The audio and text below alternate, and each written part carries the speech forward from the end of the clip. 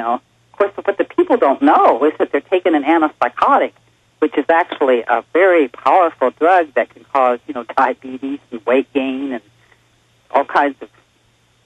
So anyway, so then they take a mood stabilizer and an antipsychotic, and usually a benzodiazepine, and they stay on their antidepressant.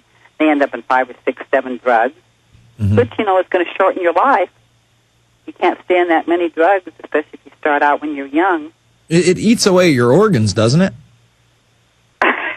I mean, I've heard people having like liver problems or kidney problems if they're on too many drugs. Is that true? Oh, yeah. Yeah. I mean, that the average, I hate to say this because I don't want people to get worried, but are you there? Yeah, we're here. Oh, okay. I could hear some music in the background. Yeah. Well, we'll talk about it on the other side. We only got about 10 seconds left in this segment. But let's talk about some of those things. I mean, liver damage, kidney damage, shortened lifespan. Is that what you really want? Do you want to get on these drugs? It's the Infowarrior with Jason Bermas. Back after this. We are back. It's the Infowarrior with Jason Bermas, joined by Betty Henderson of SSRIstories.com. And we were talking about the long-term side effects of these serotonin reuptake inhibitors. Forget about, the fact that you might go psychopathic or sociopathic or just go insane, do something violent, commit one of those acts. If you're able to get over that, what are some of the long-term side effects of these drugs? Well, the SSRIs themselves are, of course, they cause hypertension. That's listed as frequent, in the physician's desk reference. So, of course, when you have high blood pressure, you're not going to, do quite as well. They also can cause hemorrhages in your body, which is not good, of course, just bleeding. And then they can cause heart attacks. That is listed as infrequent, but still it's not listed as rare, heart attacks.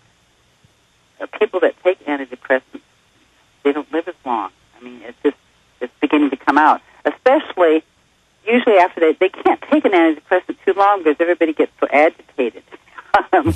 Most people do, maybe 2 out of 5 get agitated. And so then they start going on benzodiazepines, and maybe that doesn't work, and so then they get on the antipsychotics, and then so pretty soon they're on 5 or 6 drugs, and then I guess people say they're mentally ill or something, and the next thing you know, their lifespan is 15 to 25 years less than the ordinary American.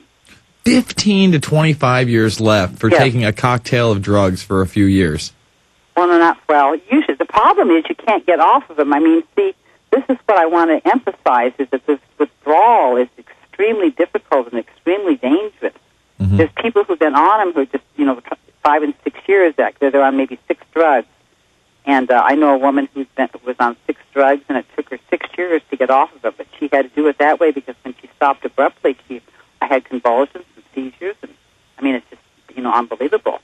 So this is really likening to somebody who's, say, a heroin addict trying to kick the habit. Probably worse. Wow. Yeah. What do you think? What are reported some of the really hardcore drugs that are very tough to get off of? Well, they're all the SSRIs are hard to get off of, And I can't. Paxil and Effexor seem to be the worst as far as the withdrawal, but they all have bad withdrawal syndrome. And if you're going to try to get off of it, in our cover page it says to go off over a period of a year or longer, and do this under the supervision of a qualified specialist. This is find a doctor who understands withdrawal, who can help you get off.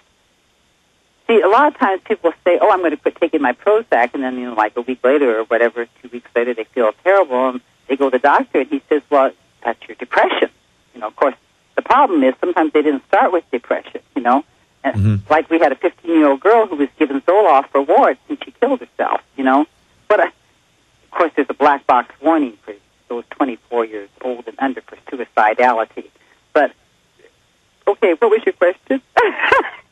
Well, we were just talking about, the horrible side effects and how hard they were to kick, and then we were talking about which ones were the toughest to kick, and you said that Paxil seemed to be the worst to kick, and then you started to get into the fact that, a lot of people are committing suicide while they're trying to kick these drugs.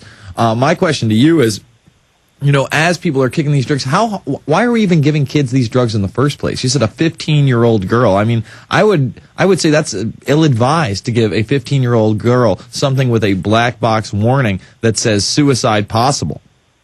Yes, I know. This is what I don't understand what's happened to the physicians in our country, why they're giving out so many medications, but all of America is so over-medicated. It's just unbelievable.